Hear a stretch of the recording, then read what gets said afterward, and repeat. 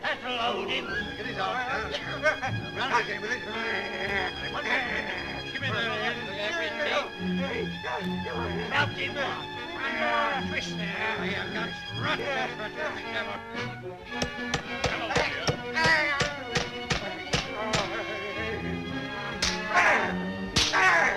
that's a taste of justice from Captain Clegg.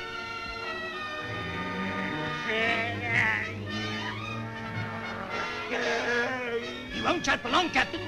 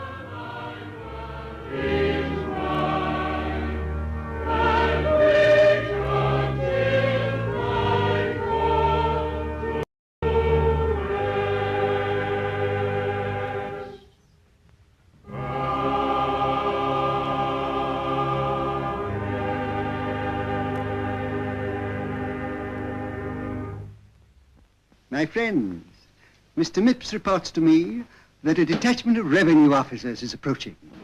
We have nothing to fear because they will find no smuggled goods in Dibchurch. Amen. Their arrival, however, will interrupt my discourse, so I shall ask you to consider the service closed.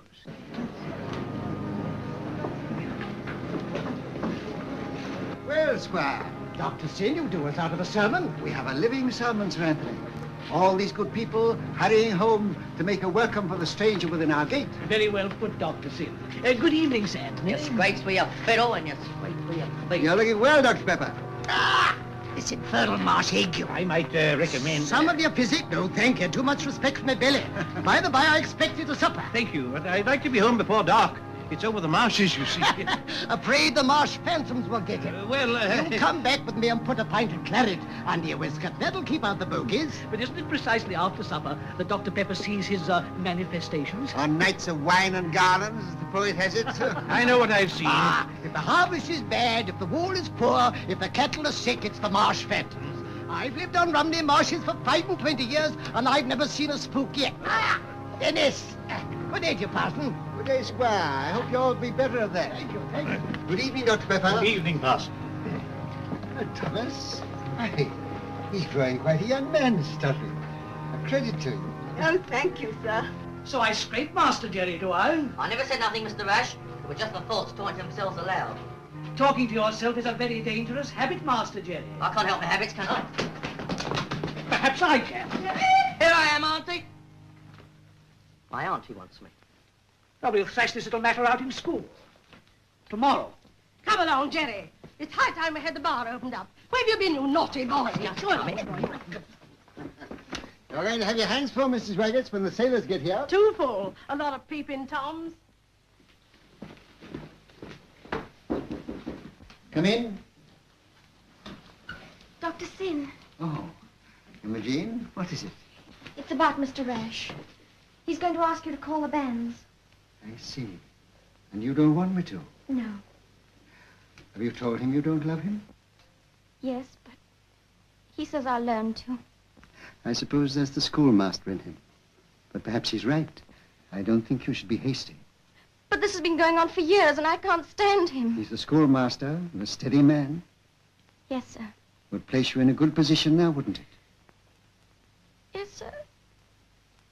Well, Mr. Rash hasn't asked me anything yet. Let's think it over, eh? Yes, sir. In the meantime, I don't think you should encourage Mr. Dennis. But I don't encourage him. He pays attention to me. But I'm afraid you're paying him back with interest. You see, he'll be going to London and finding a wife in his own class. So to encourage him will only bring you disappointment. Yes, sir.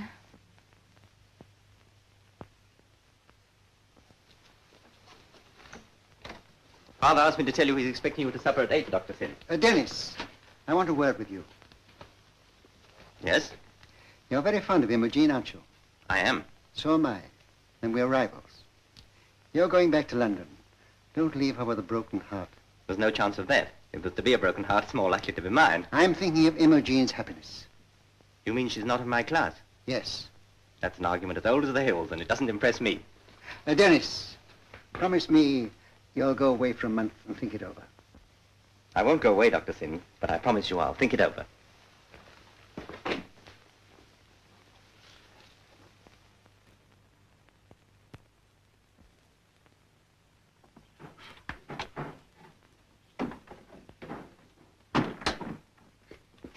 Put that down. Open up that cask of beer. Get them cans off the shelf and look lively now. They've never found no contraband in the ship inn, and they never won't.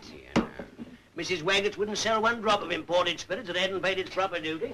Sailors is bad enough, but when they're customs officers as well, I abominate them. Officious nosy Parkers.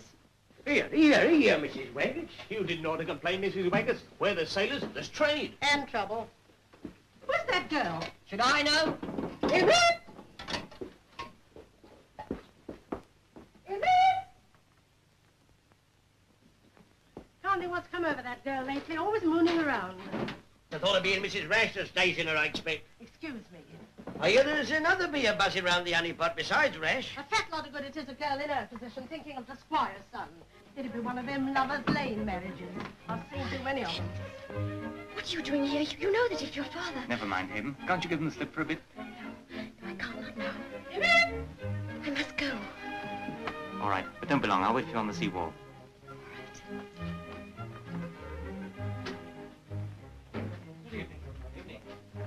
Now, Imogen, I've got something for you. Oh, thank you. Is that all? At least let me put it on for you. All right.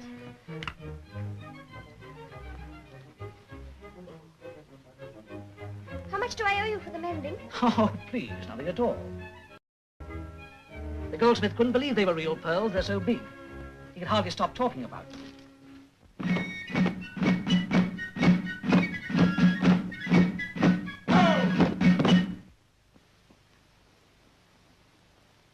Men, you're on shore duty. But if any one of you horny-handed numbskulls takes that as an excuse to relax Navy discipline, I'll flay him. So remember, when you fall out, behave yourselves. And no getting drunk. Dismiss! Hello, hey, now,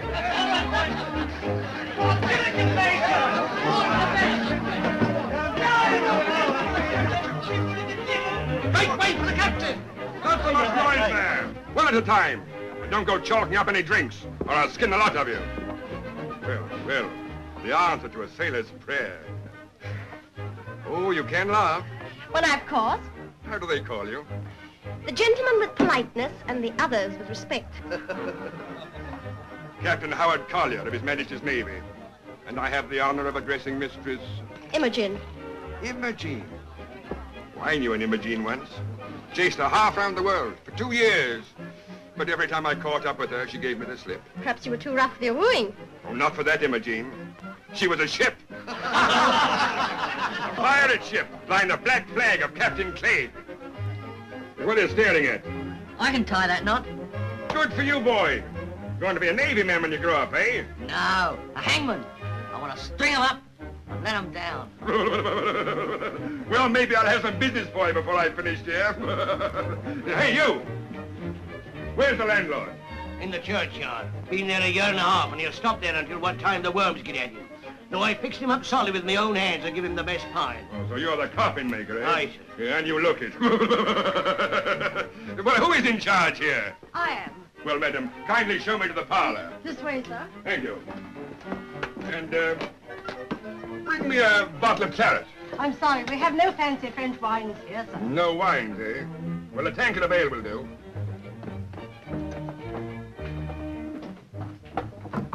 Postman, they've had no warning and no time to hide anything. We won't give them time. Fetch the mulatto. Aye, aye, sir. Well, not that way. Bring him round the back.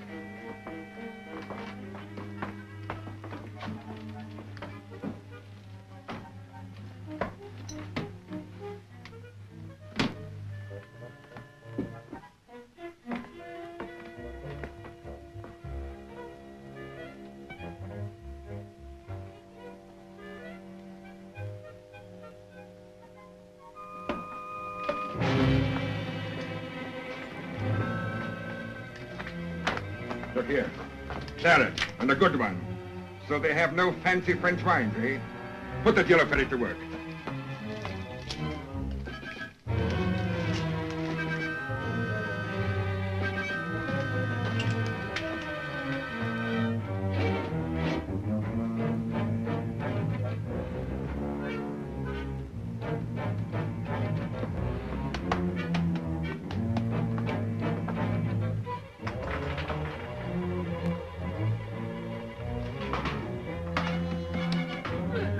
There's a trap there. I knew it. Clear off that lumber.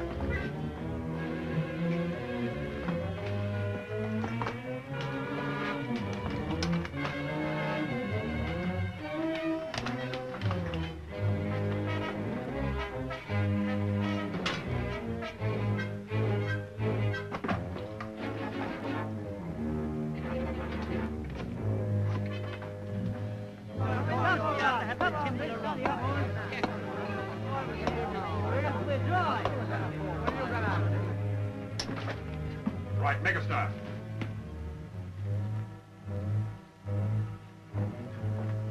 Now, why didn't you come down with the stairs? You'll get all dirty. Oh! Mercy on us! What's that horrible creature?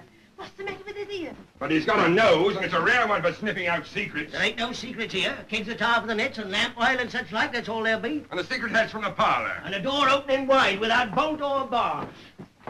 Opening straight onto the beach. Very convenient. Naturally, we makes it convenient for the fishing. Yes, and other things. Smuggling, for instance. What's this? Tar for the nets.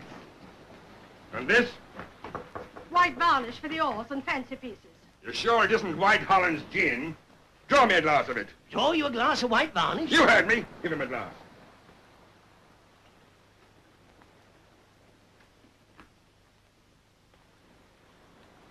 Don't smell like white varnish. Well, it doesn't look like white varnish.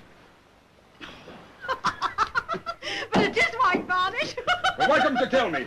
Try a drop of tar now, Captain. I haven't finished here yet. Bosun, we'll search this place from top to bottom. Aye, aye, sir.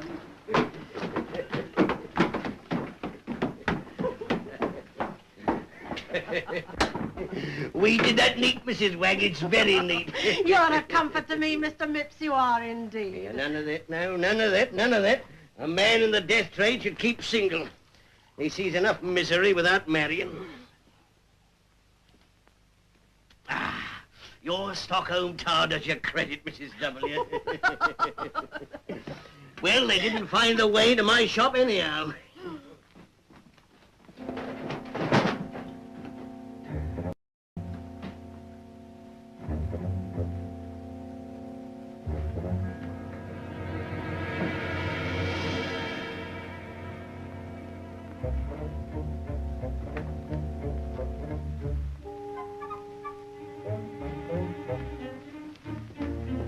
What do they know?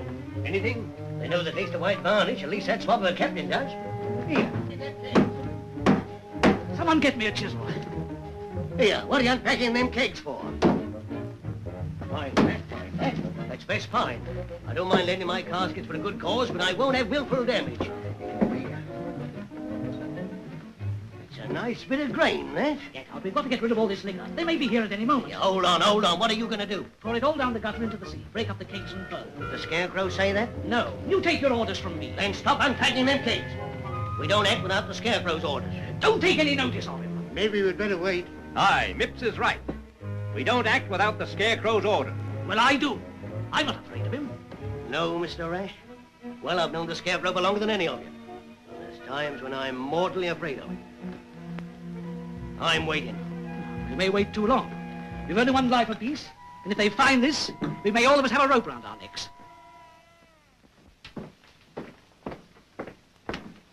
Well, my friends, what have you been doing here? I thought the safest way was to throw everything into the sea. Don't concern yourself with thinking. That's my part. And I see no reason for wasting good liquor. Here, here. It's all very well for you. It's worth your while to take the risk. Is anyone grumbling? Let's understand each other. When I came to Dymchurch, half the population was sick and poor.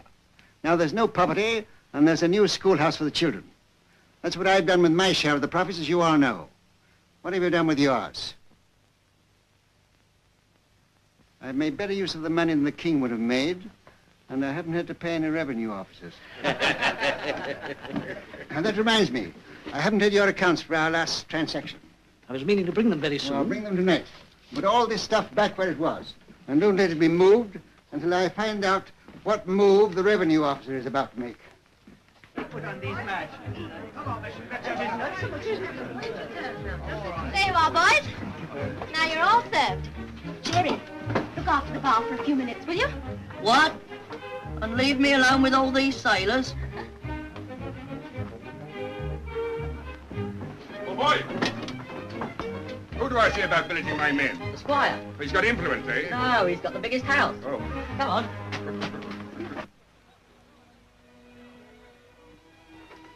Dennis, what do you want to tell me? Because I can't stop. Surely you can spare me a moment. A bar packed with sailors is a full-time job. I've offered you another.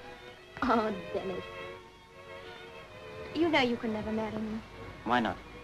Lots of reasons. Well, give me one. Your father. He'll never allow it. God bless the squire and his relations who keep us in our proper stations. You know I'm right. Oh, you throw me out of the house. What then? If you're quick enough with your needle, you can earn a living for both of us. Then we'd starve.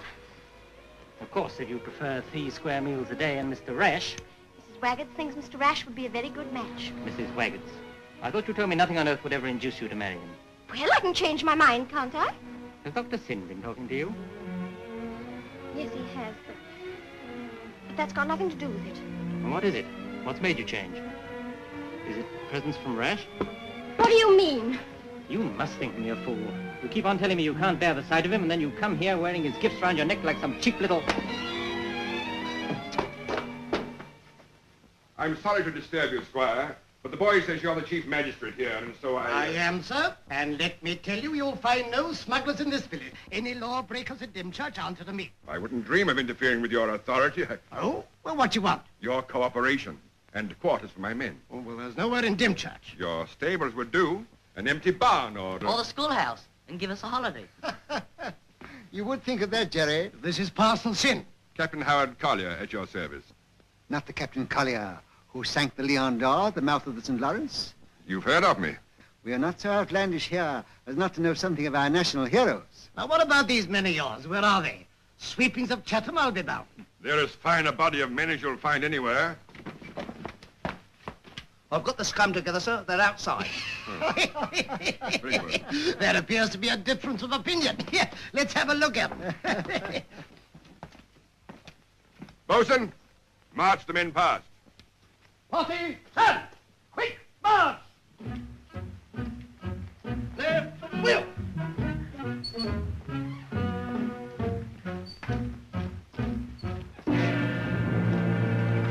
Lord save us, what's that creature? Now, the mulatto, I picked him up in the South Seas. What's the matter? Fingers, it must be a touch of the marsh ague. You got it too. You come along to the fire. Must have been the sudden cold air. Take my prescription. Have a bottle run.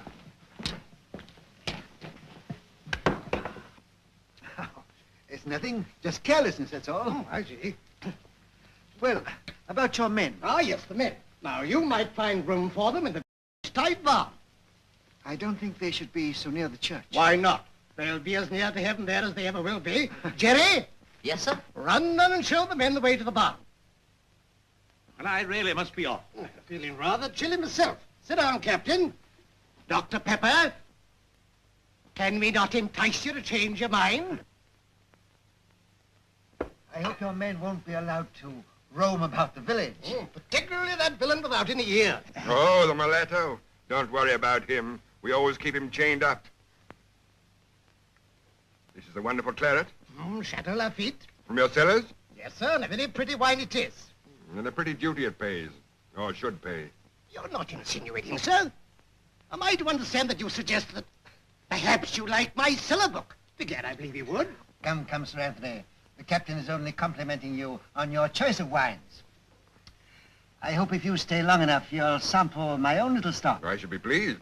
Will you stay long at Dymchurch? Oh, I suppose you'll carry out a thorough search. Rest assured, Parson, if there are any smugglers in Dymchurch, I'll find them. Tomorrow I intend to turn every house in the village inside out. I'm afraid you'll be very unpopular with my villagers. Well, I'm off. Here's a doctor who can't keep his own liver in order and takes a fee for looking after ours. He dare not go home for fear of ghosts. How unpleasant. According to him, the marshes are haunted by, what is it? Phantoms on horseback. And I saw them quite clearly the last time, only 3 nights ago. Weird, unearthly figures with wispy garments flying in the wind and horrible grinning death's heads. Riding close by me, only a few feet away, a score or more. Does anyone else see them?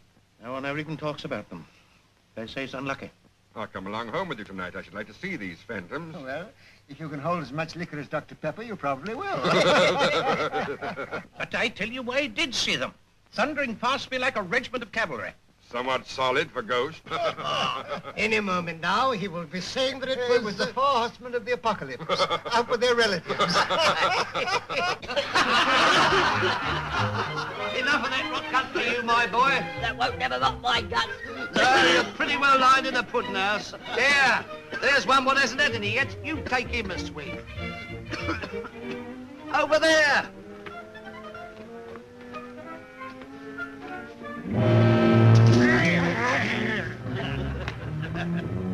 Lovable little darling, ain't he? What's the matter with him? They mutilated his ears, cut out his tongue, and left him to die of thirst on a reef in the South Seas. Who done it? Clegg. Clegg the pirate? That's him. Ever heard of him? Heard of him. He's ours. We got him buried up in the churchyard. Been there 20 years. I bet they have too. He was hung in Rye. Is he dangerous? Oh, he ain't so bad in the ordinary way. But tonight something seems to have upset him. He ain't his usual happy self. Oh, he don't seem to like the look of you. Some people has that effect on him. And when he's like that, he'll soon slit your throat or claw out your gizzard. See you tomorrow, mate.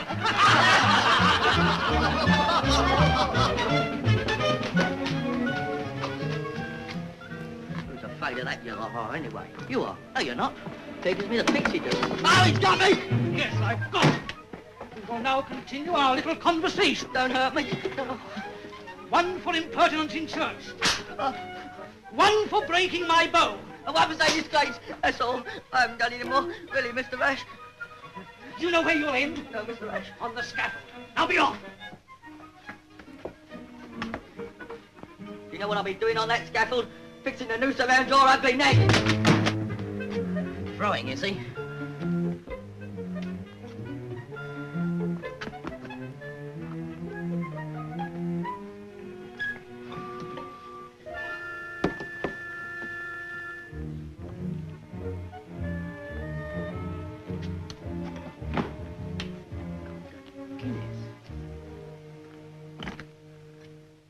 All friends? All friends. No recrimination? No recrimination. Splendid. Well, I really must be going now. It's quite time we all went to bed. Gentlemen, I bid you good night.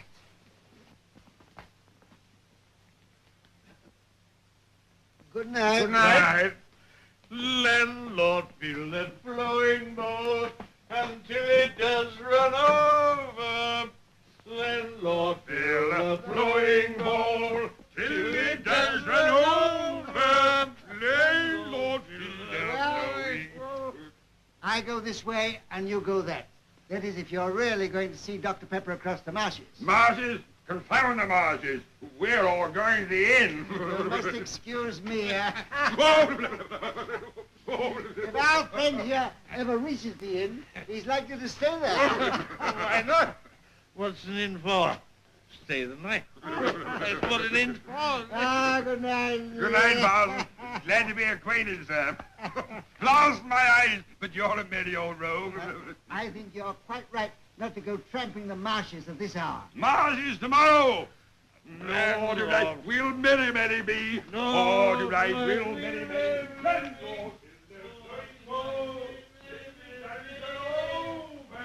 For tonight we'll merry be. For tonight. Good night, Parson. Good night, Captain. Good night, Parson. Then Lord, fill the flowing bowl until it does run over. Landlord. Come on. Pull yourself together. We're going after those phantoms of yours. What, tonight? Yes, now. I can't. Come on.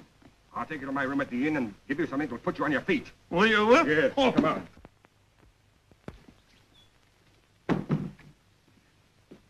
I kept you waiting, Rash. It's near midnight. It's all here, and the account's in black and white. Good. I've been making friends with Captain Collier. Dr. Pepper has been talking to him about the marsh phantoms, and the captain is getting suspicious. That old fool, Pepper.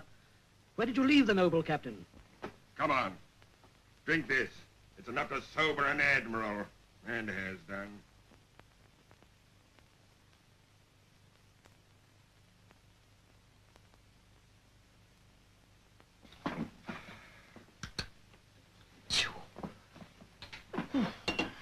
Listen, I believe these phantoms of yours are smugglers. Why? To scare folk off the marshes. You, for instance. Oh, maybe smugglers here. Probably are. But not what I've seen. Those were spooks. All right, they're spooks. Now, having settled that, where do we find them? Well, let me think.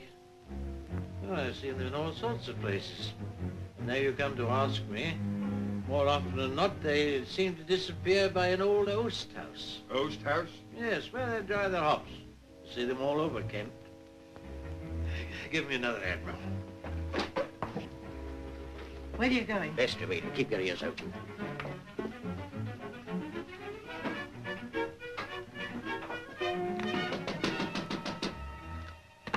Now that light. Your lips.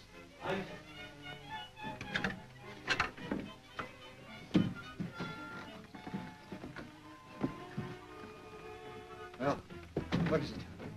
Dr. Pepper, he's going to take the captain out onto the marshes tonight. I told you to throw it into the sea. Now look what's happened. If Pepper leads the captain to the oast house, it means the gallows for all of us. Pepper don't know nothing about the oast house. Pepper talks too much. He's dangerous. I know what I would do with a dangerous man. It's you that's the danger to us, with your white liver. I told you before I had no violence. No offense, but my nerve isn't cast iron. Don't be afraid. Close those shutters. If Captain Collier goes over the marshes tonight, he'll go alone. Dr. Pepper will have an urgent call from a patient. What's the hurry? It's early yet. I gotta get my men together. What? Come on.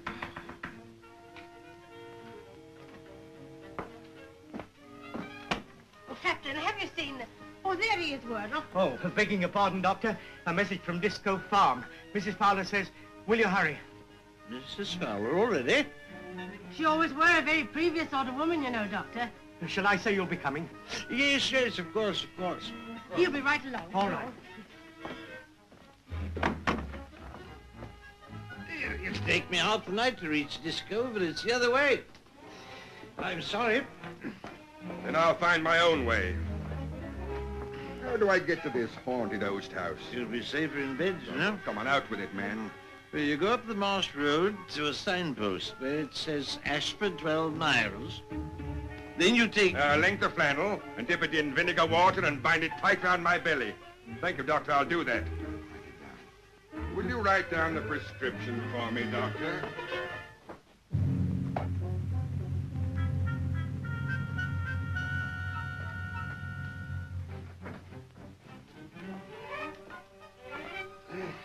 I don't like doing this.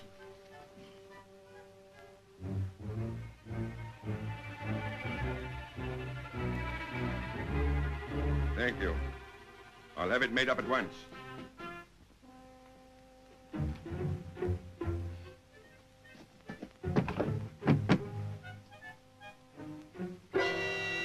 Back already, Herbert?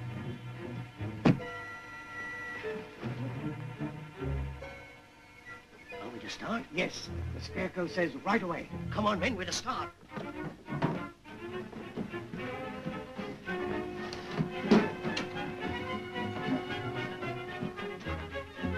All the way, boys.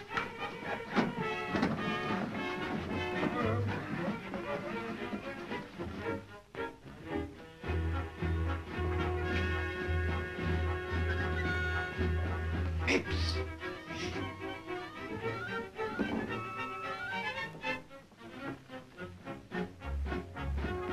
Forward, no talking.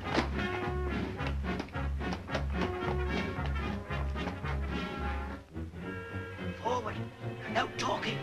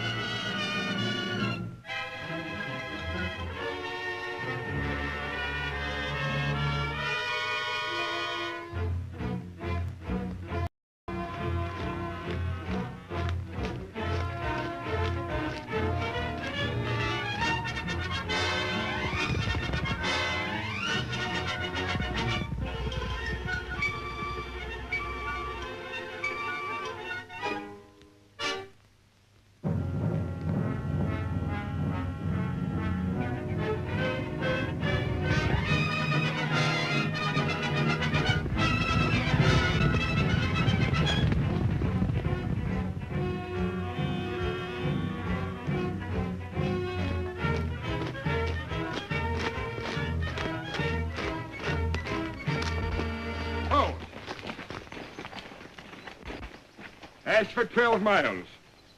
That's right. Follow Ashford Road to Double Dyke Farm. Change course to starboard. Captain, What? there's an oast house over there. Rubbish, there's more than one oast house in Kent. We've got to turn right here according to the doctor's chart. Come on. Change course to starboard. Forward, march!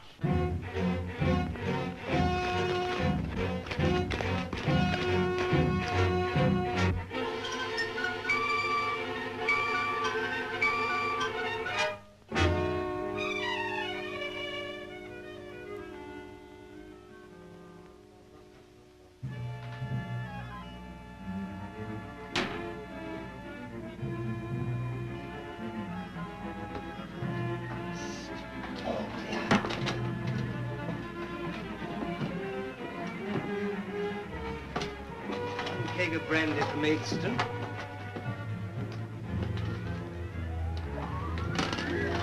Ditto Tunbridge. Ditto Canterbury.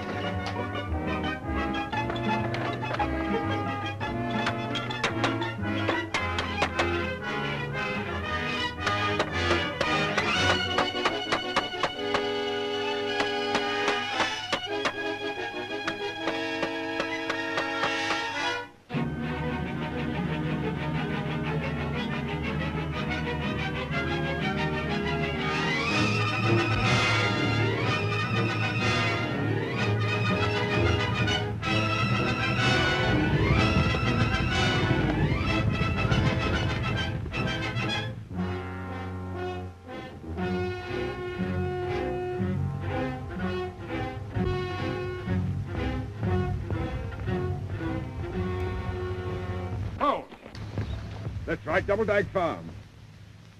Turn left to Milestone. Change course to larboard. Quick, march!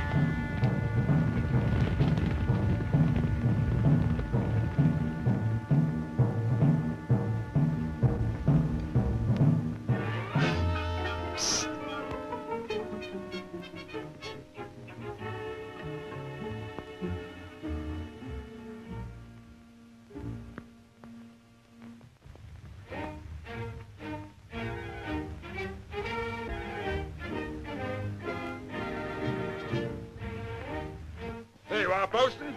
There's the Milestone.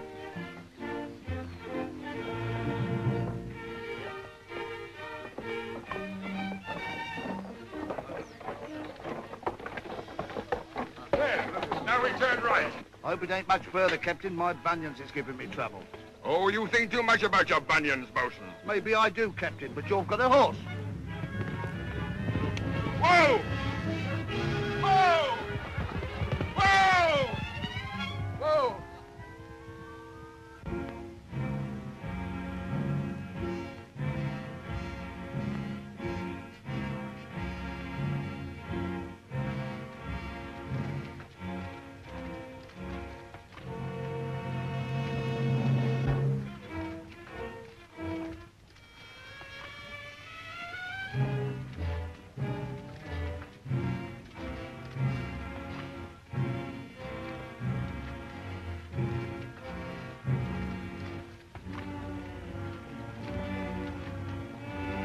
I joined the Navy to see the world, but I never thought we'd have to paddle around it.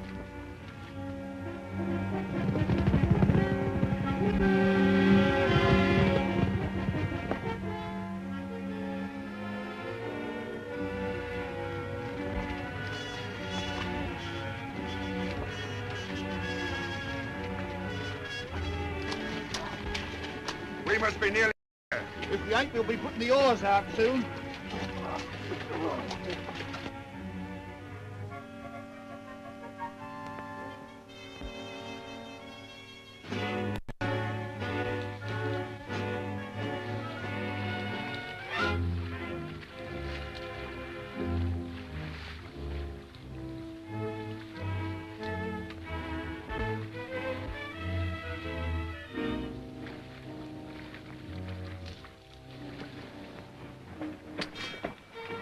There's a signpost over there, sir. Let's have a look at it. Don't see how that'll help.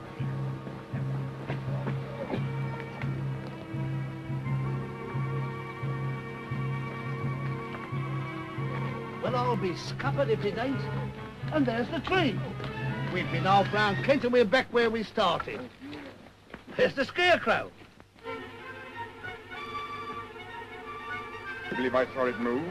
How could it, sir? That's what I was wondering.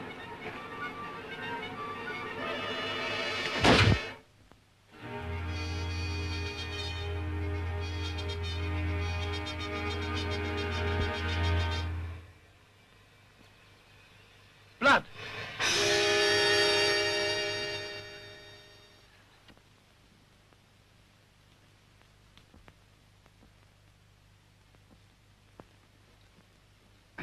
Good morning, Prudence. Good morning, sir.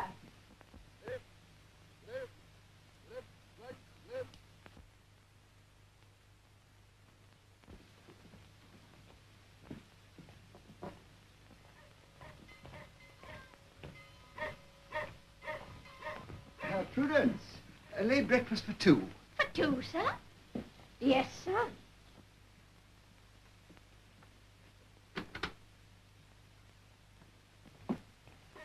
Grand morning, Captain. Getting up an appetite? Yes. Care for a bite of breakfast, Captain? No, thanks. Pity. We have grilled kidneys and bacon. Hold! Carry on, bosun. Quick, march.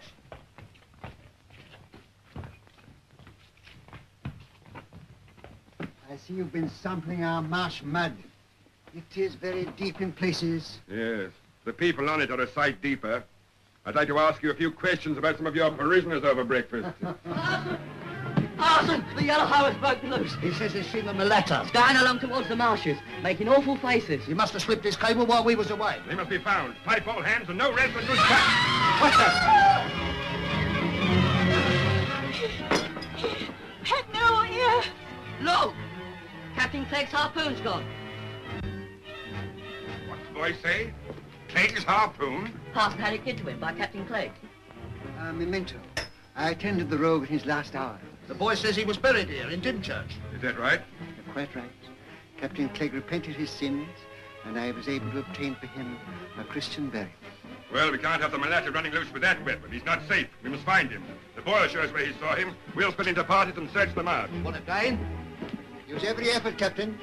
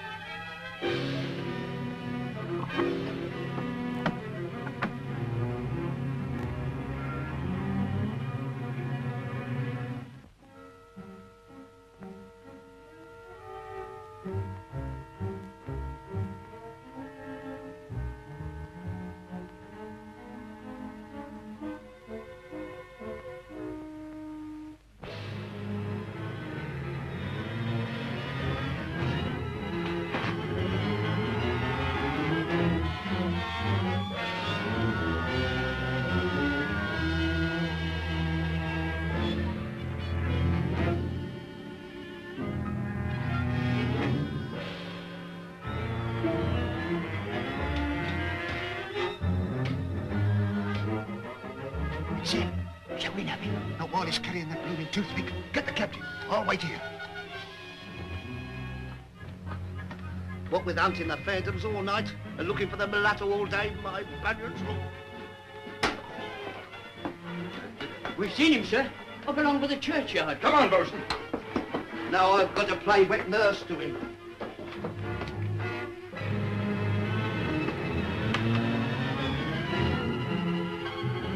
Over there, sir.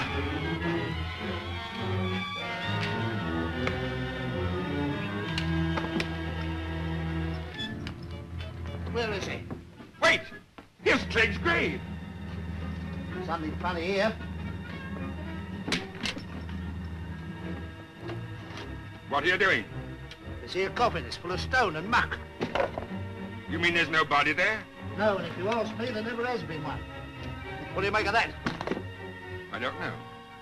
Leave it be. Make everything good. And not a word to anybody.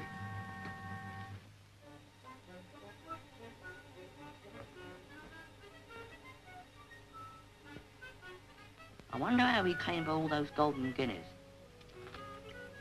If you ask me, there's queer goings on in Dymchurch. What was that? It was me. That wasn't. I couldn't get here earlier. I was busy. And how was the lady at Disco Farm? Stupid woman. There was no need for me at all. Oh, I thought so. What, you don't mean...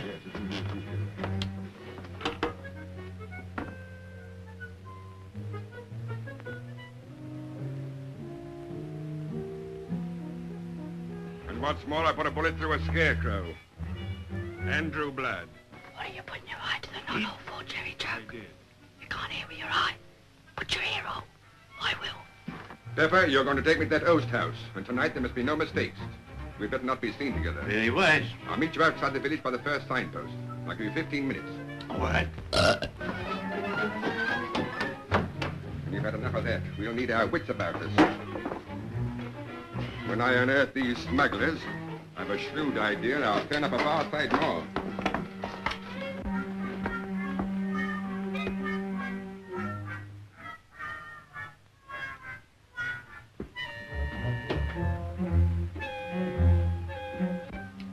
there, sweet.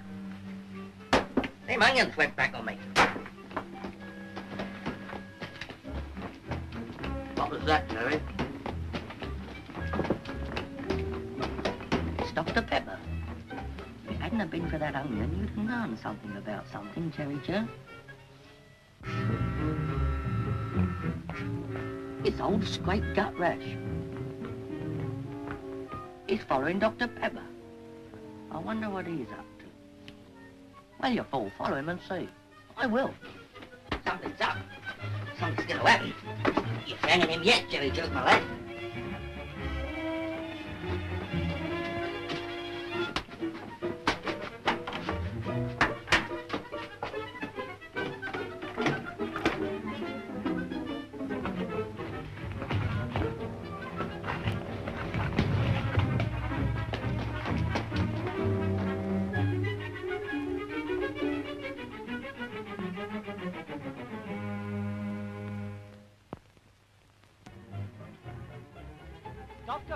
Dr. Pepper! Dr. Pepper!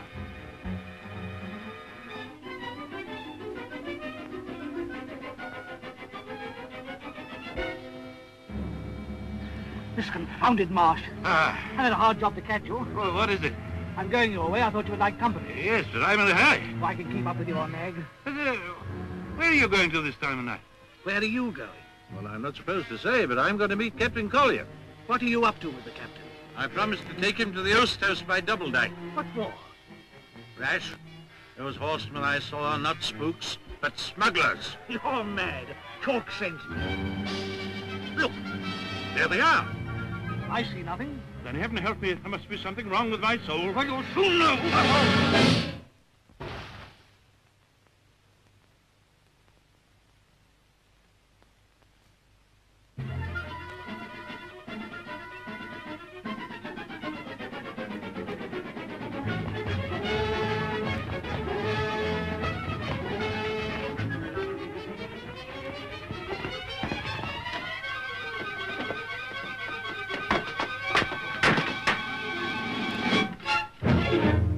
He called on Mr. Skinner only last evening. Who could have done it? The poor Dr. Pepper. Oh, there's the parson. Good morning, friends. Dr. Sin, isn't this terrible? If you want to know my opinion... I don't want to hear any opinion. We must all wait until the matter is investigated by the proper authorities. Now, all go and get on with your work. That's right. Come on, Jerry. School bell's going. Hurry, I'll come it from Mr. Oh, Rash. no, I won't. You tell Mr. Rash I know all I want to know. All I want to know, I know. You'll be late. Don't know if I'm coming to school this morning. Did I hear, Jerry? Playing truant? I've got to tell the captain something. What have you got to tell the captain? I'm not saying nothing to no one. What happened to Dr. Pepper is the captain's business. What do you know about it? I saw the whole thing. Are you telling the truth? Am I a liar? Sometimes, but not now. I was out in the marshes last night, and I sees Mr. Ash, but I ain't going to tell anybody but the captain. Jerry, suppose you come into the vicarage and tell me what you're not going to tell anybody but the captain. Well, all right, so long as I don't tell everybody but the captain.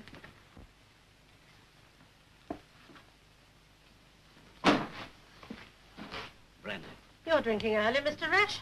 Dr. Pepper never done no one any harm. No one but a coward could murder a man that way. I've spoken against the captain, you've heard me, but a powerful good thing he's here. He's sharp, he is. He'll catch him. I tell you, I did see it. No, Jerry. You had nightmare, that's all. Too much supper. No, sir, I had nothing for supper, except a piece of cheese and some pickled onions, a slice of bread and dripping, and a portion of pudding, and a slice of pie. I thought as much. Nightmare. How come my boots to be covered in dyke mud this morning? Walking in your sleep. Do you realize what a grave charge you're making? I do. You might be the cause of hanging Mr. Rash for something he hadn't done. You wouldn't like that, would you? I don't know. No. We must be positive first.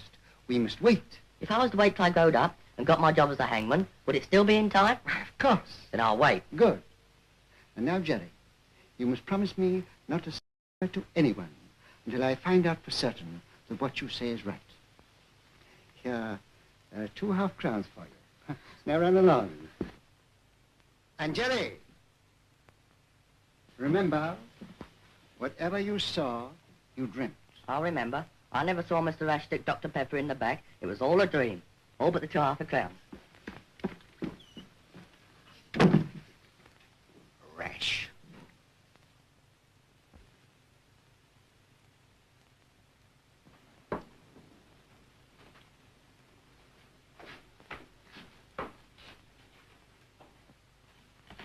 Imogen. The captain's out on the marshes, Mr. Rash. I'm not looking for the captain. I want to speak to you. I'm thinking of leaving Dymchurch. I hope you're not doing that on my account. Yes, it is on your account. It wouldn't be much of a life for you, the wife of a village schoolmaster. So I've decided to seek a post in London. You'll be happier there. Are you suggesting that I should elope with you?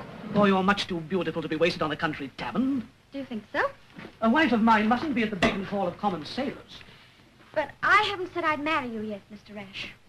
But that's understood. Not by me. Are you refusing me? I'm sorry. You don't really believe old Cobtree would allow his son to marry a girl like you, with your name? What's wrong with my name? Nothing. Except that it isn't yours. What are you saying? You don't remember your father, do you? He was a sea captain. So Mrs. Waggett's told you. But he wasn't the sort of sea captain you would imagine. Did you ever hear of Captain Clegg, the notorious pirate who was hanged at Rye? He wasn't my father. You poor child. It's a lie. Very well, then go to Dr. Sin and ask him. I will. But it's not true. I know it's not true.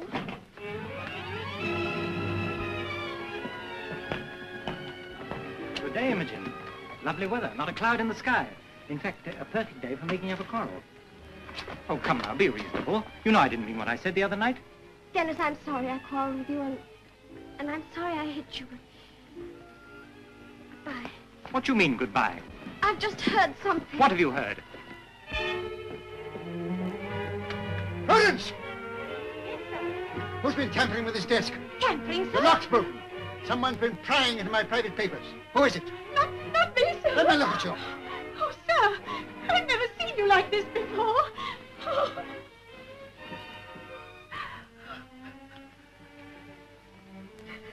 I'm sorry. I know you wouldn't deceive me. Forgive me. Open the door. Yes.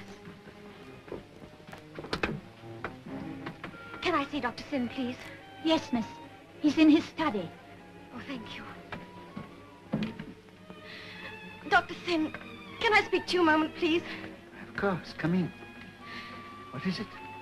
Is it true that my father was Clegg the pirate? Who have you been talking to? Mr. Rash. Rash. Is it true? Yes, my dear. It is true. Oh.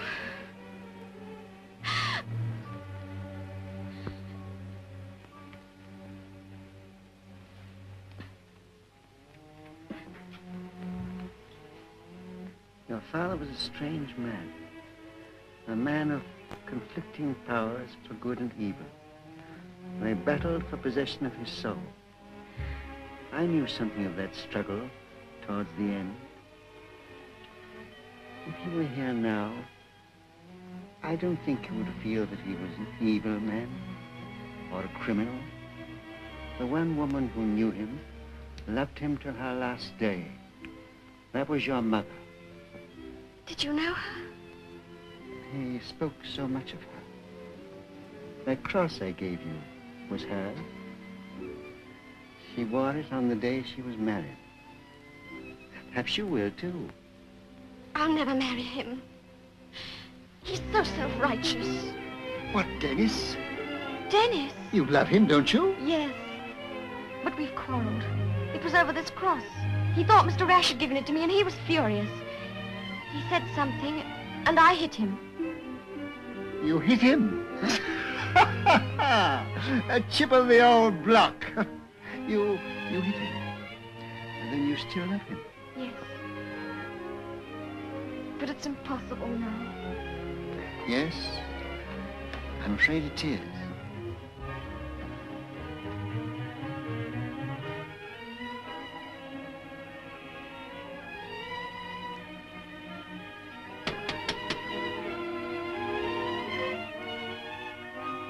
He's coming. I can't stay. I can't bear to face him when he hears about this. Dennis, please. Dr. Sin. Dennis, my boy, if you love Imogen, there's something you ought to know. What else is there to know? You know nothing about her family, her father. No, but she knows all about my father, and that's enough for both of us. Her father was Captain Clegg. Captain Clegg? Yes. Clegg the pirate. Now what do you say? Marvelous. Clegg, the hero of my school days, and you, his daughter? Dennis! Then it doesn't make any difference? I should say it does. Now we'll be able to hoist the skull and crossbones on our family tree. Won't you be pleased? Oh, I'd forgotten about that. I thought you had. This is a note to an old friend of mine in Canterbury. He will arrange a special license. If you ride hard, you can reach there tonight. And shall we say 12 o'clock tomorrow for the ceremony? Before you tell your father. Dr. Sin, you're a regular old sinner. Thank you, sir. Hurry. Goodbye, Imogen. I told you it was a perfect day for making up a quarrel.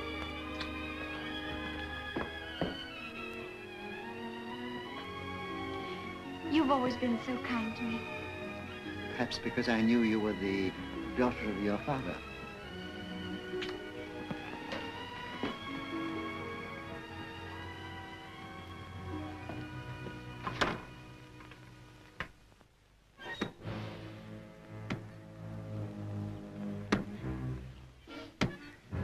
Count your minutes, Mr. Rash, because you ain't gonna count no bags of gold where you're going to. They'd melt anyway. Are you ready, Mr. Hangman Jerk? No, but I will be in a minute, Mr. Sheriff. Well, hurry up then. All right. 2 more and she's home. Is it a quartering job, Mr. Sheriff? Aye, aye, Hangman. Drawing and quartering. So you're hanging your schoolmaster, eh, Mr. Jack? Did I say so? You did, but schoolmasters don't have bags of gold, my boy. That's all you know. I've seen them. Piles of them. And I see him give Imogen a pearl cross. He did? Yes, he did. Great big pearls they were. And where did he get the price of them? That's what I'd like to know. Yeah, so would I.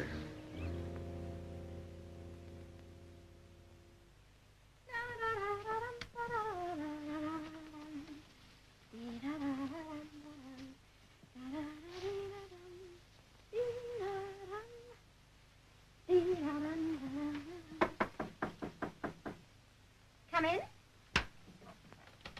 Well, excuse me, young lady, but I'd like to ask you a question. I understand you have a piece of jewelry, a gold chain with a... Oh, here it is. Where did you get it from? What's that to do with you? Come now, Mr. Rash gave it to you, didn't he? No. Well, who did? It was given to me at my confirmation by Dr. Sin. Dr. Sin. Oh, thank you. Come in. Good evening, Dr. Sin.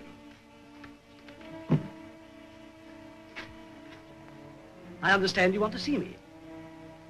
Someone has broken the lock of that desk in search of information. I gather you're referring to me. And having obtained that information, you use it to try and break a girl's spirit. And I've succeeded. Imogen will marry me and you will perform the ceremony. You're very sure of yourself? I've only to say a word to the captain. But you won't say it. Why not? Because you murdered Pepper. That's a lie. I didn't murder There's a witness. Somebody was watching you when you stabbed Dr. Pepper in the back. You wouldn't dare accuse me. You would swing within a week if I told the authorities that our sainted vicar was Captain Clegg. Imogen will marry me to save your neck.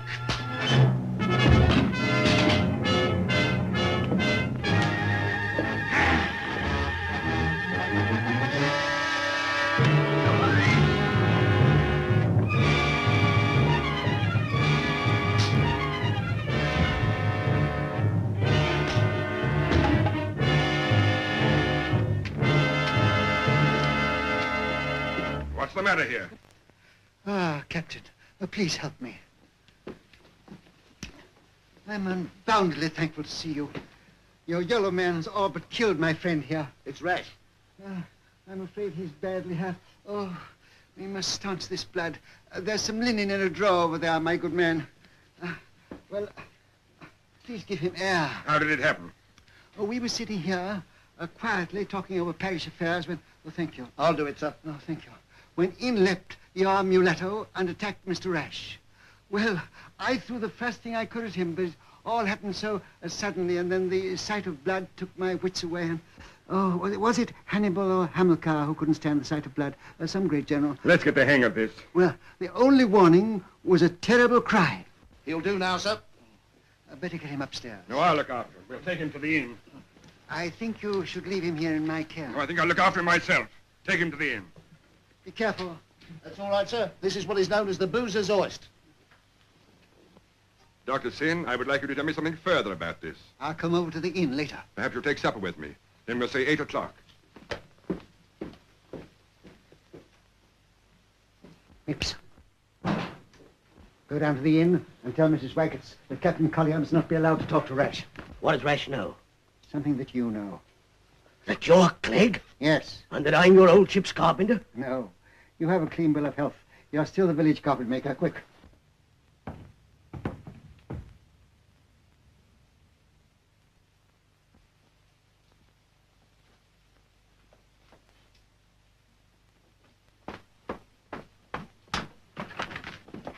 How is he?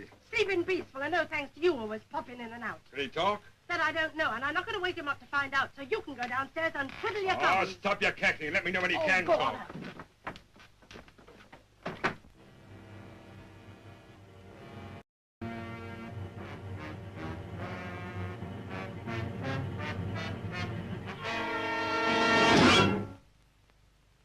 Benedictus Benedictus. Amen.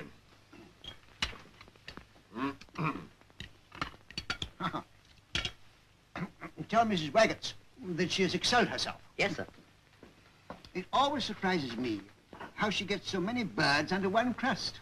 She's a dim church woman, and what goes on under the crust of this village would surprise anyone.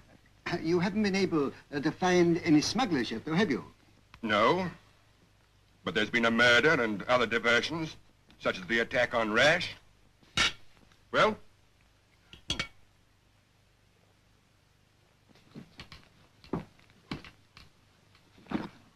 If Sin had been in that rig, he'd have been a dead 'un. If you ask me in a manner of speaking, he's as good as. Come on.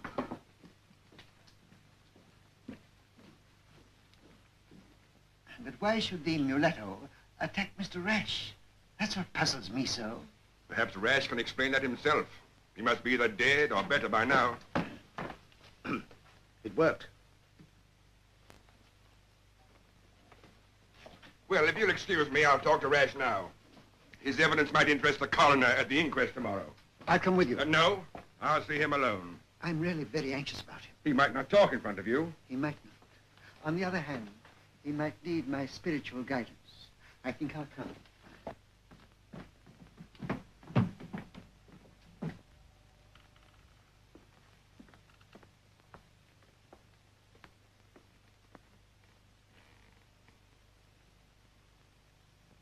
Bosun!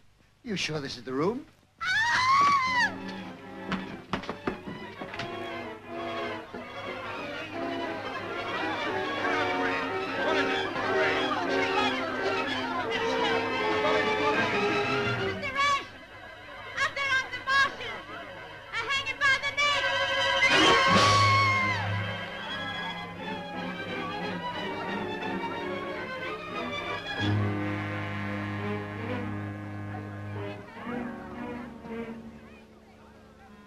Whose work is this, Mips? How should I know?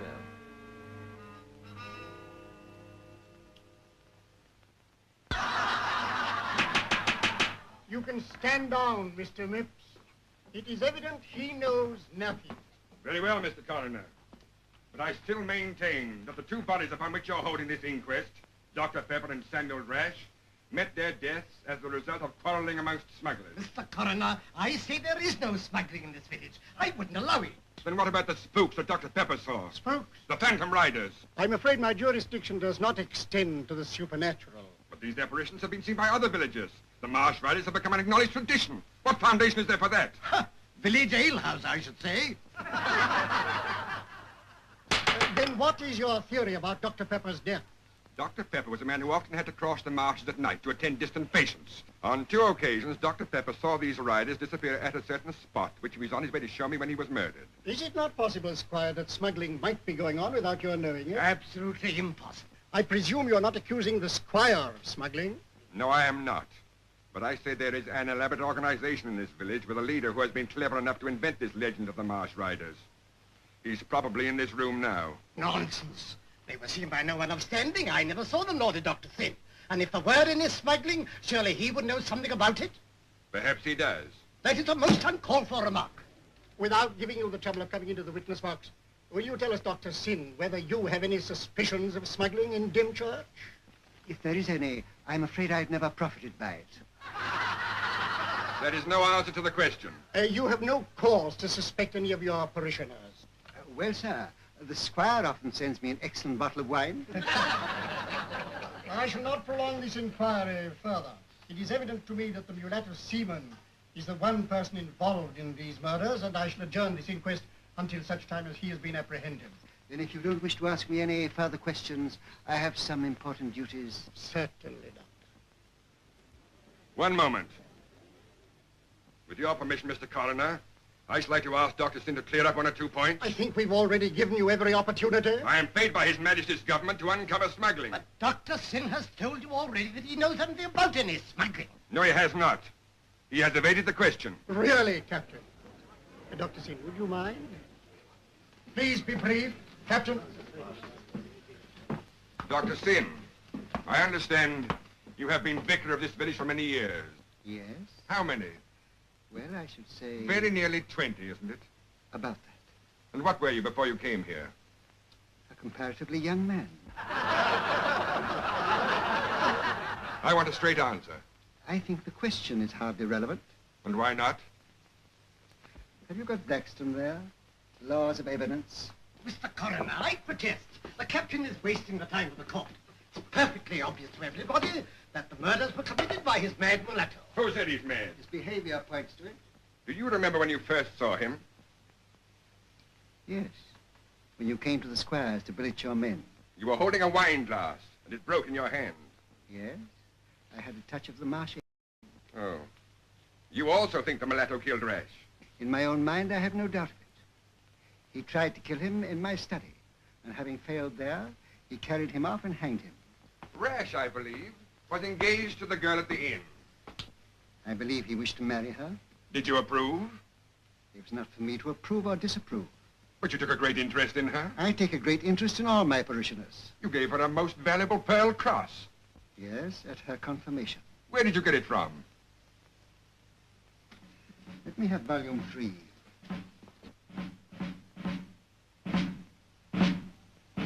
Oh!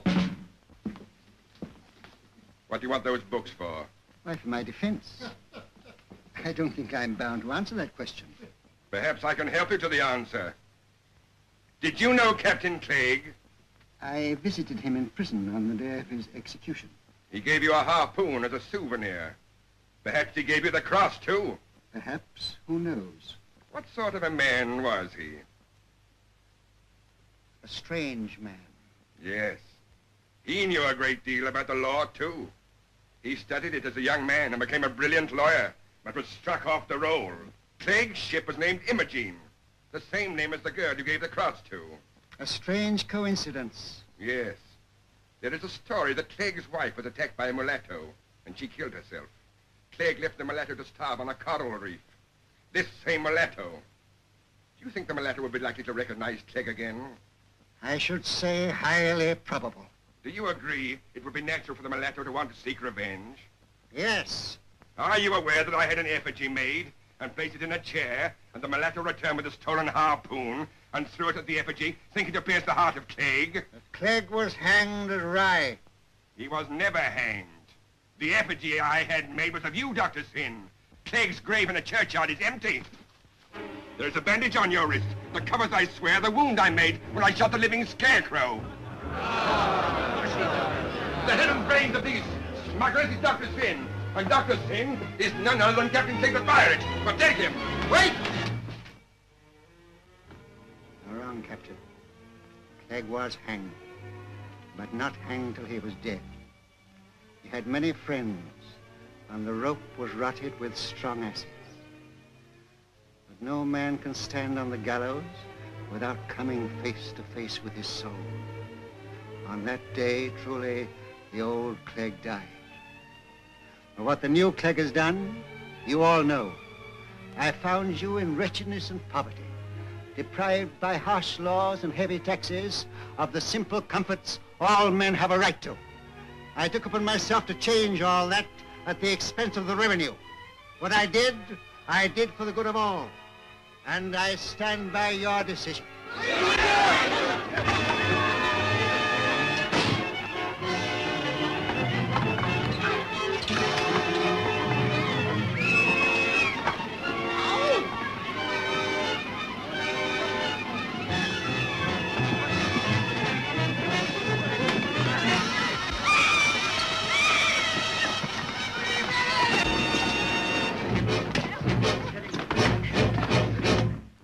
Having to hold from this day forward, for better, for worse, for richer, for poorer, in sickness and in health, to love, cherish, and to obey, till death us do part.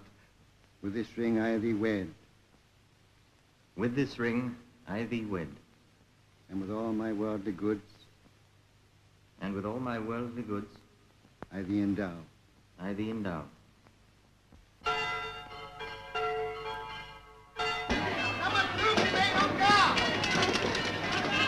Fight them in! To the church!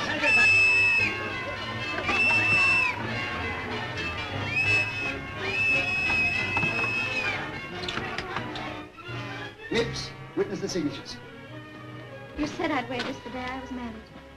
Just as my mother did. Just like your mother. And you're going to be very happy. I don't know why I'm crying. It's not very flattering to me. I'm going to take all the flattery to myself. They're coming. Who's coming? It's all right, my boy. It isn't your father. Goodbye, Goodbye. dearest. Goodbye, my dear. I watch you grow up, and I feel almost like a father who's losing his only daughter. Goodbye, my child.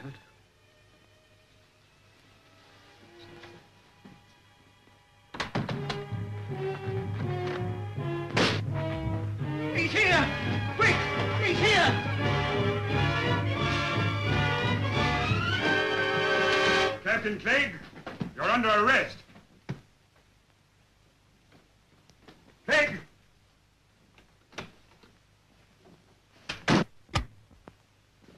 Out with men! Break it down! Boys, get out those cases of gunpowder. I'll break them open. Is the tunnel clear, Mips? Anyone following? Not yet, sir, but there soon will be. Get out as quick as you can. We've only a few more minutes at most, sir. Yes, but we have those minutes. Stand clear. We'll leave no trace that'll get any of our friends into trouble. We'll blow up the Oast House, and every shred of evidence goes up with it.